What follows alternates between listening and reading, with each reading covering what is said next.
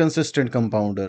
कुछ mutual fund होते हैं ना जो 1 साल अच्छा काम करते हैं, 2 साल करते हैं, 3 साल करते हैं, फिर चौथे 5वें साल के अंदर अपनी औकात पे आ जाते हैं और एकदम लो रिटर्न देने लगते हैं। वहीं पे दिक दूसरे तरीके के म्यूचुअल फंड होते हैं जो कि कंसिस्टेंसी के साथ 1 साल, 3 साल, 5 साल इवन लाइव सीएजीआर के अंदर भी अपने कॉम्पिटिशन को धूल चटाते हुए दिखते हैं और बताते हैं कि वो मार्केट लीडर हैं तो फिर क्यों हैं। और इसी तरीके का एक म्यूचुअल फंड हम लेकर के आए हैं जिसका नाम है Motilal Oswal mid cap mutual fund. ये कोई स्पॉन्सर्ड वीडियो नहीं होने वाली, तो इसी वजह से इसके अंदर जो कमियाँ हैं ये तो मैं आपको गिनवाऊँगा ही, लेकिन अच्छाई भी क्या है ये भी मैं आपको बताने की कोशिश करूँगा। इस वीडियो को देखने के बाद आपको कोई शक नहीं रहने वाला कि इस म्यूचुअल फंड के अंदर खरीदना चाहिए, बेचना चाहिए या होल्ड करना चाहिए, क्योंकि हर एक चीज़ मैं इस वीडियो के अंदर कवर करने वाला हूँ। इसकी इन्वेस्टिंग स्टाइल क्या है, पोर्टफोलियो क्या है, एक्सपेंस रेशियो क्या है और क्या करना चाहिए, क्या प्रो एंड कॉन्स हैं, ये सब आपको इसी एक सिंगल वीडियो में मिल जाएगा। तो आपकी ज़िंदगी के 10 मिनट मैं लेना चाहूँगा, इस म्यूचुअल फंड के बारे में आपको अच्छे से डिटेल में समझाना चाहूँगा। Motilal Oswal mid cap mutual fund की इन्वेस्टिंग स्टाइल क्या है? इसकी इन्वेस्टिंग स्टाइल थोड़ी-सी हट करके है। कई म्यूचुअल फंड होते हैं जो ग्रोथ जाते हैं, कई होते हैं जो वैल्यू इन्वेस्टिंग करते हैं, कई होते हैं जो मोमेंटम ट्रेस करते हैं। लेकिन ये म्यूचुअल फंड जो है ये हर एक चीज़ का कॉम्बिनेशन आपको देने की कोशिश करता है। क्योंकि कई सारे ऐसे स्टॉक और सेक्टर आपको दिखेंगे जो कि वैल्यू के लिए तो काफ़ी ज़्यादा अच्छे हैं और कुछ सेक्टर ऐसे हैं जहाँ पे आपको मोमेंटम दिख रहा है। कुछ सेक्टर ऐसे हैं जहाँ पे आपको आने वाले टाइम पे तो ग्रोथ दिख रही है। कुछ स्टॉक ऐसे भी पिक करे हुए हैं जो आज तक प्रॉफिट नहीं बना रहे लेकिन रिटर्न बहुत अच्छा बना पा रहे हैं। इस तरीके का म्यूचुअल फंड आपको देखने को मिलेगा कि इतने तरीके के स्टॉक लेने के बाद भी, कम स्टॉक लेने के बाद भी ये अच्छे रिटर्न कैसे बना पा रहा है। तो value plus growth plus momentum ये तीनों का कॉम्बिनेशन चाहिए तो वो आपको मिलेगा Motilal Oswal mid cap fund के अंदर। तो ज़्यादा टाइम आपका ना लेते हुए सीधे लेके चलूँगा आपको पोर्टफोलियो की साइड। हम आ चुके हैं टिकर टेप के ऊपर, कोई स्पॉन्सर्ड वीडियो नहीं है, आप कोई भी और टूल यूज़ कर सकते हो। मोतीलाल ओसवाल हमने खोला हुआ है 5 साल के अंदर 17.97% के सीएजीआर से, 3 साल के अंदर 35.51% के सीएजीआर से और 1 साल के अंदर 25.67% के सीएजीआर से एक शानदार रिटर्न देते हुए मोतीलाल ओसवाल ने अपने कॉम्पिटिशन को बीट करा है। इवन लेट राकेश झुनझुनवाला जी भी कहते हैं अगर आप अपने पोर्टफोलियो को 20% से ग्रो कर लो तो आप मार्केट के किंग हो। तो इसने तो और भी ज़्यादा शानदार रिटर्न दिए हैं। अब बात करेंगे इसके कॉम्पिटिशन की कि क्या ये अपने कॉम्पिटिशन को बीट कर भी पा रहा है? रिटर्न तो अच्छे हैं, बेंचमार्क को तो ये बीट कर रहा है, लेकिन कॉम्पिटिशन इससे ज़्यादा अच्छे रिटर्न तो नहीं दे रहा। इस फंड की और ऐसी स्ट्रैटेजी के साथ मेनली 3 म्यूचुअल फंड आते हैं जो इसके कॉम्पिटिशन है। पहला कॉम्पिटिशन है HDFC mid cap opportunity, Kotak emerging और Axis mid cap mutual fund. अगर आप देखोगे 1 साल के अंदर तो इसने रिटर्न काफ़ी हद तक कम दिए हैं और सेकंड हाईएस्ट रिटर्न दिए हैं। सबसे ज़्यादा रिटर्न देने वाला जो म्यूचुअल फंड है वो है HDFC mid cap opportunity fund. वहीं पे जो 3 साल का रिटर्न है उसके अंदर आप देखोगे तो सबसे ज़्यादा रिटर्न दिए हैं मोतीलाल ओसवाल मिड कैप के अंदर 35.86% के सीएजीआर से। उसके बाद आता है एचडीएफसी मिड कैप, उसके बाद आता है कोटक इमर्जिंग और उसके बाद आता है एक्सिस फंड। और हम लाइव सीएजीआर की भी बात कर लें तो 22.30% के रिटर्न दिए हैं, जो कि अपने आप में बहुत ज़्यादा रिटर्न है। लाइव सीएजीआर क्या होता है? लाइव सीएजीआर होता है सिंस इंसेप्शन, जब से ये म्यूचुअल फंड बना है तब से कैलकुलेट होता है कि कितने परसेंट के सीएजीआर इसने आज तक दिए हैं, तो उसको हम लाइव सीएजीआर कहते हैं। तो मोटे-मोटे तौर पे अगर आप देखोगे तो लॉन्ग टर्म और अल्ट्रा लॉन्ग टर्म के अंदर इसने पैसा बहुत अच्छा बनाया है।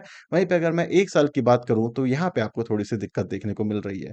इससे ये पता चलता है कि जो रिकवरी है इसकी थोड़ी-सी स्लो है अपने कॉम्पिटिशन से, लेकिन ये होती क्या है? ये मैं आपको end of the video verdict वाले सेक्शन में बताऊँगा, तो वीडियो पूरी देखते रहो क्योंकि ये इंपॉर्टेंट है। अब बात करेंगे स्कीम्स की कि आपको कितना पैसा देना पड़ेगा इस म्यूचुअल फंड में इन्वेस्ट करने के लिए।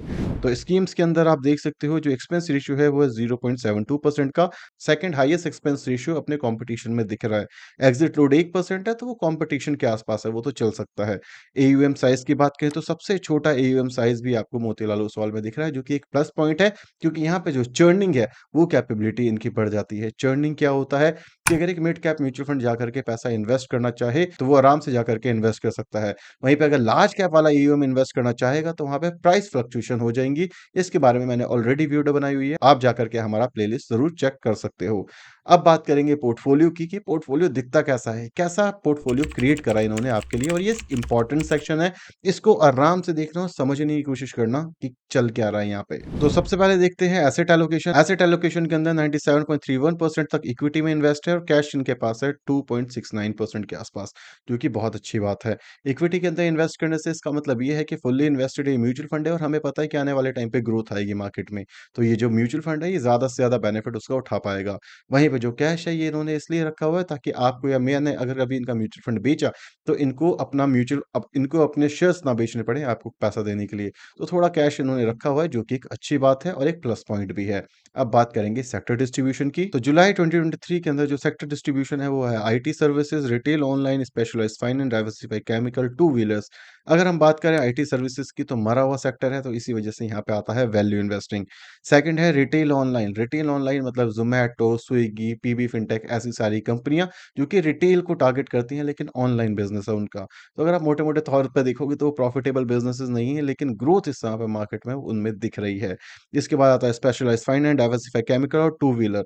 तो ये सारे सेक्टर भी इस समय पे काफ़ी हद तक पिटे हुए हैं। टू व्हीलर के अंदर जो दिक्कत आ रही थी वो आ रही थी इंटरेस्ट रेट की वजह से, जहाँ पे आपको ग्रोथ दिखेगी। डाइवर्सिफाइड केमिकल के अंदर आपको बहुत ज़्यादा रन अप ऑलरेडी दिख गया था कोविड में, तो इसी वजह से कंसोलिडेशन दिख रहा है। मोटे-मोटे तौर पे सेक्टर डिस्ट्रीब्यूशन काफ़ी शानदार इन्होंने बनाया हुआ है और इसके लिए भी मेरी साइड से थम्स अप। अब बात करेंगे टॉप करंट होल्डिंग की और देखेंगे किसके अंदर सबसे ज़्यादा पैसा इन्होंने इन्वेस्ट करा हुआ है, कौन से म्यूचुअल फंड में। करंट होल्डिंग पैटर्न के अंदर आपको दिखेगा सबसे ज़्यादा ज़ोमैटो और उन्होंने रिसेंटली काफ़ी अच्छा स्टेक और खरीदा हुआ है। ज़ोमैटो एक प्रॉफिटेबल बिज़नेस नहीं है आने वाले टाइम पे, लेकिन उम्मीद लगाई जा रही है आने वाले टाइम पे ये अच्छा बिज़नेस करेगा। इसके बाद आता है tube investment, KPIT technology, Coforge, persistent system, Balkrishna industry, Deepak nitrite and prestige estate projects. ये मेनली इसके सबसे बड़ी होल्डिंग है, जो कि मेरे को आधे अच्छे लग रहे हैं और कुछ जो स्टॉक्स हैं, वो मेरे दिमाग के बाहर हैं कि वो इन्होंने रखे हैं, तो क्यों रखे हैं? इस सब के बारे में हम बात करेंगे नेक्स्ट सेक्शन के अंदर और ये थी इसके मेन होल्डिंग। तो मेन होल्डिंग के बारे में अगर मैं आपसे बताऊँ तो ज़ोमैटो जो है एक अच्छा स्टॉक है, अगर मैं लॉन्ग टर्म पर्सपेक्टिव से बोलूँ, लेकिन प्रॉफिटेबल बिज़नेस नहीं है। प्रॉफिटेबल बिज़नेस नहीं है तो ग्रोथ क्यों है इसमें? जब भी मार्केट में लिक्विडिटी आता है, तो लिक्विडिटी के साथ आती है एक investment strategy, money on risk. मतलब एक ऐसी कंपनी के अंदर लोग इन्वेस्ट करते हैं, उसको पैसा देते हैं, जो आज तो ग्रो नहीं कर रही है, आज तो प्रॉफिटेबल नहीं है, लेकिन बहुत ही जल्दी आने वाले टाइम पे प्रॉफिटेबल हो सकती है। तो इसी वजह से इन्होंने ज़ोमैटो लिया हुआ है।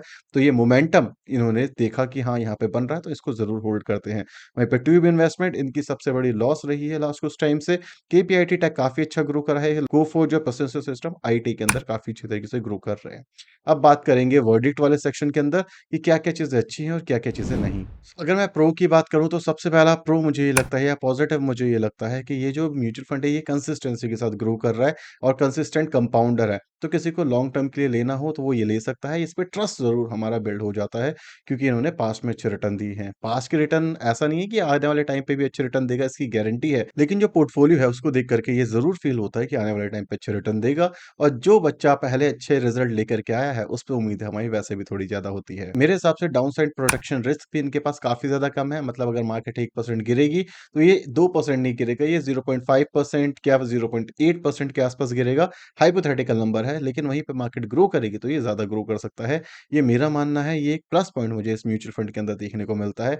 तो डाउनसाइड प्रोटेक्शन कम है, तो इसका ये मतलब है इसका बीटा थोड़ा कम है और इससे वोलेटिलिटी कम आती है इस म्यूचुअल फंड के अंदर। थर्ड चीज़ जो मुझे लगती है एक्सपेंस रेशियो अच्छा है, ज़्यादा है, लेकिन उसके बावजूद इसके रिटर्न उसको जस्टिफाई कर पाते हैं।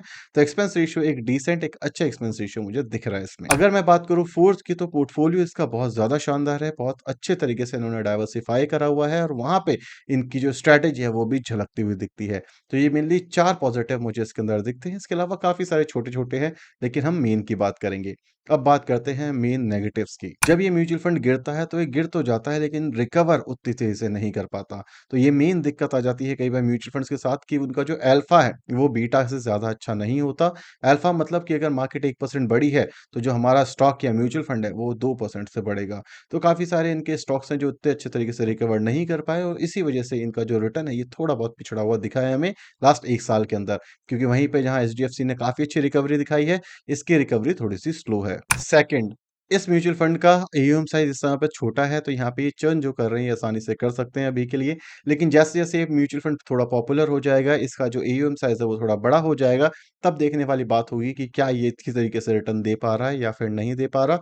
लेकिन अगर मैं बात करूँ 2 से 3 साल, 4 साल की, तो मुझे लगता है एयूएम साइज़ इतना ज़्यादा बड़ा नहीं होगा, तब तक तो ये म्यूचुअल फंड अच्छा काम करेगा। लेकिन एयूएम साइज़ अभी छोटा है, बड़े होने के बाद इसके रिटर्न ज़रूर थोड़े बहुत कम होते हुए आपको दिख सकते हैं। थर्ड, जो इनकी मोमेंटम इन्वेस्टिंग है, जिसके अंदर इन्होंने मेनली पीबी फिनटेक, ज़ोमैटो और ऐसी कंपनियों में इन्वेस्ट करा है, जहाँ पे मेनली प्रॉफिटेबल नहीं है, मतलब फंडामेंटल उसे बैक नहीं कर पा रहे हैं, लेकिन इस समय पे मोमेंटम बना हुआ है।